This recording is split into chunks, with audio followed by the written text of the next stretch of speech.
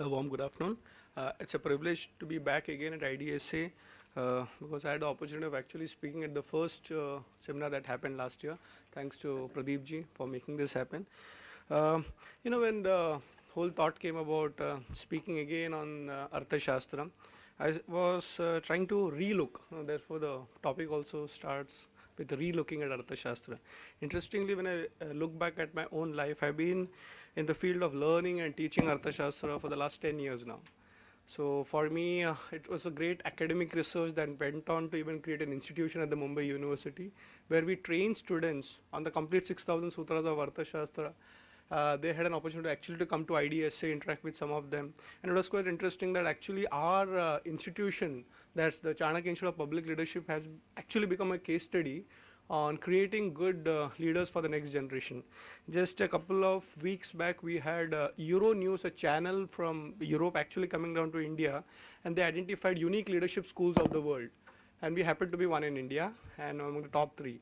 I'm here not to speak on our institution because actually that was my subject last year. So, but I would like to tell you that, of course, we have tried to look at the Kautilyan model being really applied in an academic institution, and also, experimenting whether it really works in the world after students pass out. My head of department, Dr. Shubhada Joshi, would speak a little bit more about that in her next session, but I will limit myself in the given 10 minutes to something which I've been thinking about beyond Arthashastra. So we will start with the base of Arthashastra, but then I'm looking at various powers used in military strategy in Arthashastra. So let me start with the basic. How does Arthashastra actually look at military strategies? We have got a lot of experts, all of you from the military angle looking at it. So I don't want to add to the already existing Gyan or the Gyan that's going to come in the afternoon as well. I'm going to actually look upon Arthashastra saying that, okay, we have understood, we are developing a lot of curriculum, material, etc. But can we look beyond and look at a bigger dimension of Arthashastra? So let's go back to the basic text. What does Arthashastra talk about? Powers. One of the definitions of Artha itself is power. So when we say Artha is political science, some people say Artha is about wealth. But one definition which I read, I think it was Ganpati Shastriji, he said Artha Shastra is Shastra on power. Artha itself has power. Wow, good dimension. And today we talk about, soft power and military power and economic power. But Arthashastra primarily talks about three powers, which is there right from the reference given by R.P. Kangle, a very profound scholar who translated Arthashastra into English. The Shastra refers to three Shaktis or powers that operate in a state. They are Utsaha Shakti, that is the personal energy and the drive of the ruler himself. Second is Prabhava Shakti, the power of the army and the treasury. And Mantra Shakti, the power of counsel and diplomacy. So this has been defined, and even Aditya mentioned in his particular session about this particular pass. But as I told you, I'm going to go a little bit more beyond. I find a lot of dimensions of powers coming. So apart from these three, I'm going to actually talk about some more dimensions which probably makes the king more powerful or the state the most powerful state in that particular era, let's say. So let me start with my definitions and understanding of power. So as it's completely disclaimer, so I don't want to make it only where is the reference given. So this is the reference, of course, with the three powers, but I'm going beyond it. So the types of power, according to me, my understanding is there are more than six, but I'm limiting it to six. The first power is Anvikshiki, the power of thinking. The second is, of course, Utsaha Shakti, which has been described. Prabhava Shakti, again, which has been described. Third is Mantra Shakti, again, which has been described. But I also talk about another very important power, that is Mitra Shakti, the power of allies. And finally, Guru Shakti, the power of a spiritual teacher. So let me try and define each of them in the next few minutes that I have. One arrow may or may not kill the enemy, but a man using a sharpened intellect can destroy the king along with his whole kingdom. Now that's Anvikshiki. Arthashastra starts with the first sutra saying Anvikshiki Trayi Varta Danda Nitis Cheti Vidya. The opening sutra, and when you really meditate on that, not just read it. In our Shastras we say there is one thing called as Abhyasa and there is something called as Dhyana.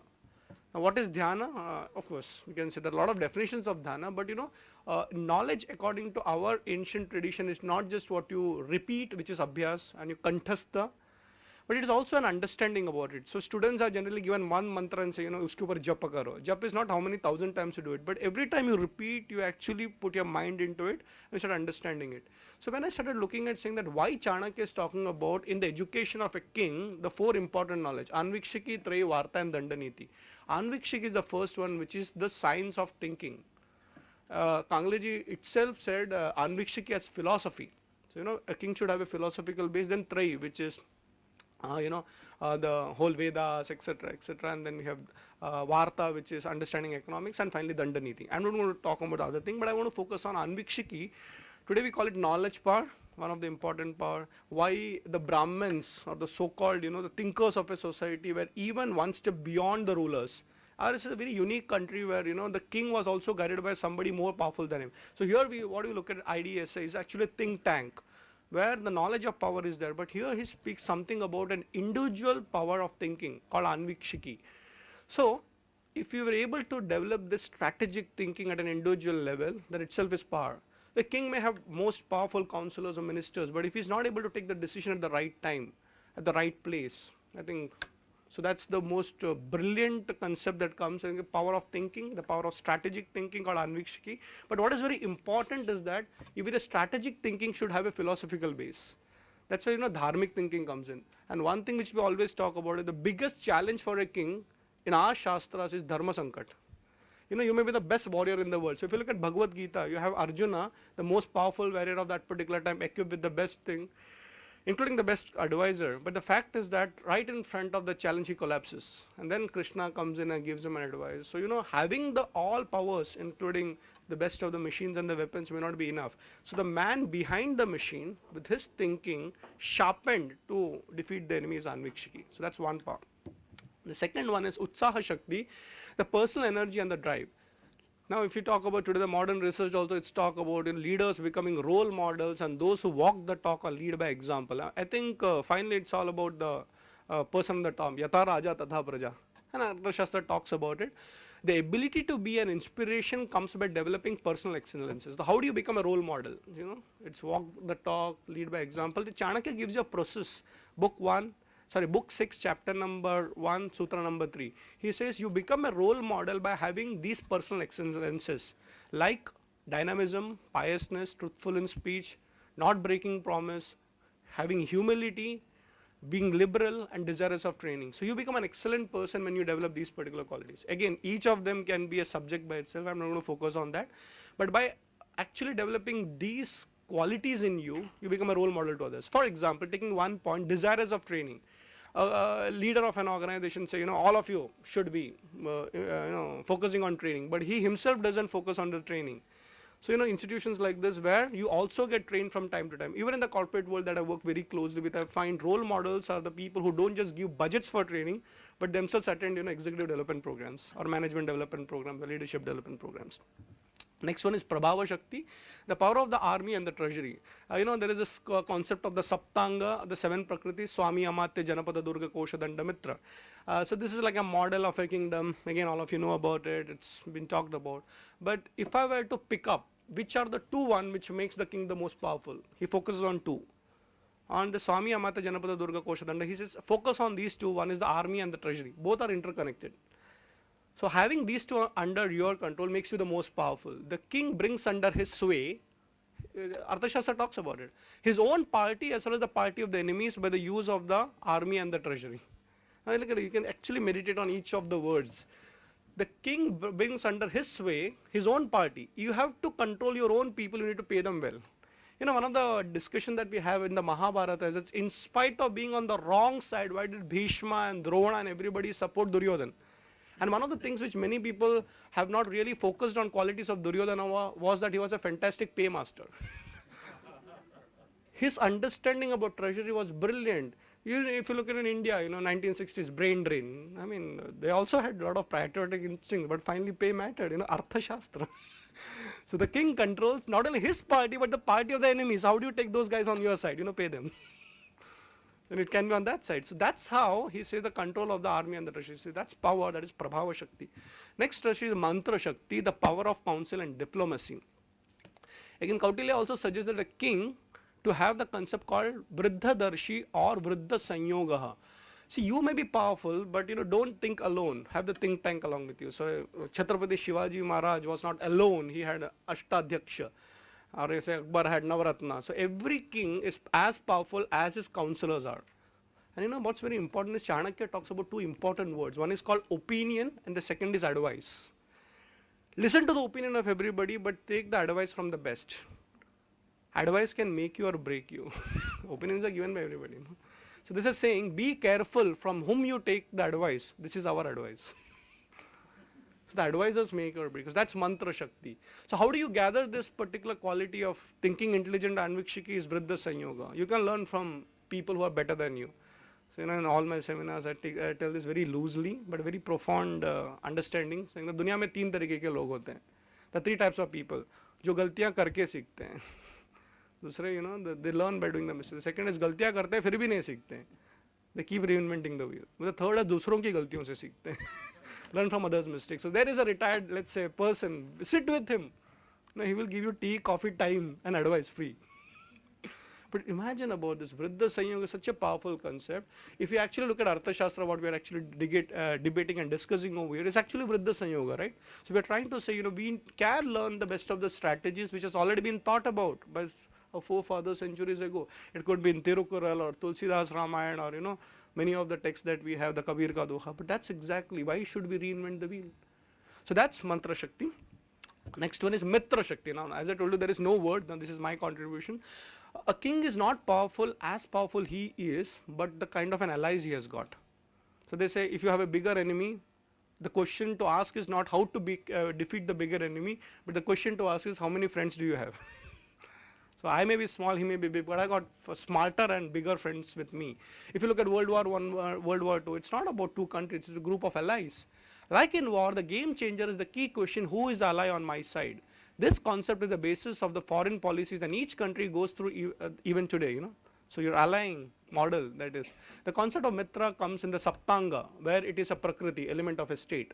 Swami Amatya Janapada Durga Kosha Danda, all these are within. But he says if you want to be progressive, you want to be powerful, you need to have a lot of Mitras on your side. Enemy's enemy is a friend, right? But then it doesn't stop there. Again, the models you have seen, if you look at all the mandala theory, it goes beyond not just the enemy, but the Udasina also. He is not a friend, but he has to be factored in. He will not say neither this side nor that side, but he's an element, factor in him. Tomorrow he can get influenced by the kosha. So that factor that who is on your side, who is not on your side, that's one of the Shaktis. And this is my final one. Now this is an interesting thing, it's Guru Shakti. It is not described in the Arthashastra because as every scholar says, then Arthashastra doesn't talk about the moksha, the spiritual world. So it's only dharma, artha, kama. And one of the important things is that if you think too much about spirituality, you'll not be able to run this kingdom successfully. Okay, that's one dimension of Philocrate, but if you have to understand Arthashastra, you need to understand Arthashastra through the life of Chanakya. So as Einstein put it so nicely, if you want to solve a problem, look at it from a different perspective. So when I started studying Arthashastra, different reading, commentaries, if you look at the life of Chanakya itself, you understand this is a very important Shakti. And this Shakti cannot be taken for granted. What is Guru Shakti? Even though there is not such direct concept in the Arthashastra, we find the life of Chandragupta being led by this power.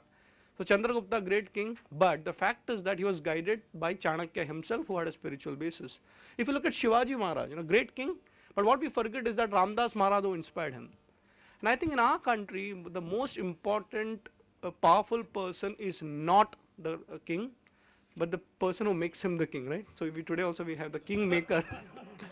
So we cannot underestimate that power in the creation of a nation or a state. His own guru Chanakya was his biggest powerhouse. The power of a spiritual guru through his guidance leads a person to be worldly as well as spiritually successful. How do you get this? Look at Chanakya Niti while you are studying the Arthashastra. Many people say Chanakya Niti is a very different work, etc., etc. I don't have the exact Sanskrit quotation, but it says like this, that for the sake of a village, the person should leave his family. For the sake of a country, the person should leave the village also. And for the sake of the other world, he should leave the country also. So finally our kings have said, you have done your work, now go to sannyas. The 4 ashramas, don't stick to power, we should retire. But don't just retire, give your advice. Therefore, after Grahastha ashrama, there is one particular place before you become sannyas is called Vanaprasthan, that's what we are all doing. Be a think tank, guide the next generation, and when you're sure that the society is right, retire. That's the spiritual process. So I would like to wind up actually with a small story. Again, I talk more traditional as well as academic, so this doesn't have any particular academic reference, but it's interesting to actually understand this Guru Shakti. So there is a traditional story that, you know, after Chandragupta was created, India was a great country, economic prosperity, good governance, etc. So some students from Greece came to India. Interestingly, we went to Greece just last month, where we represented India in the World Philosophy of Congress. You'd be surprised, post Alexander, all the Socrates, Plato, India and Greece have actually, you know, interacted a lot in philosophy. So the traditional story goes, a lot of students had heard about, you know, in the colleges and universities, oh, there is a great country called India. So they came on a field visit. So as they were coming, they were seeing people all happy, everything was good. So I asked a common man in the market, that what exactly is the reason for this happiness, praja sukhe sukham rajnya, saying that it is because of the Raja, Rajnya. So can we meet him? Of course, he is having an open door policy. So they go meet him, and that's Chandragupta Maurya. Then they ask him, what's the reason for him to be so, you know, what's the reason for all the happiness? People say, you are the reason for the happiness. He said, I'm not the reason for happiness. I have good governance because it is guided by my guru. He is the one who runs the kingdom. So can we meet him? Oh, open door policy, go. They go and meet Chanakya in the ashram, and then they meet him and saying that people are happy because the king is having good governance. But king says he doesn't run the kingdom, you run the kingdom. So tell us the secrets of how do you run the kingdom?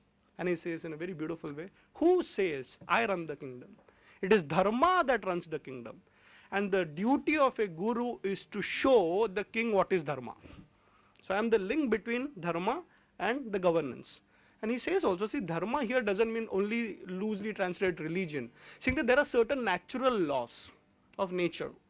And we, the so-called gurus, are always talking about the natural laws. And as long as your governance is in those natural lines, you're a great king.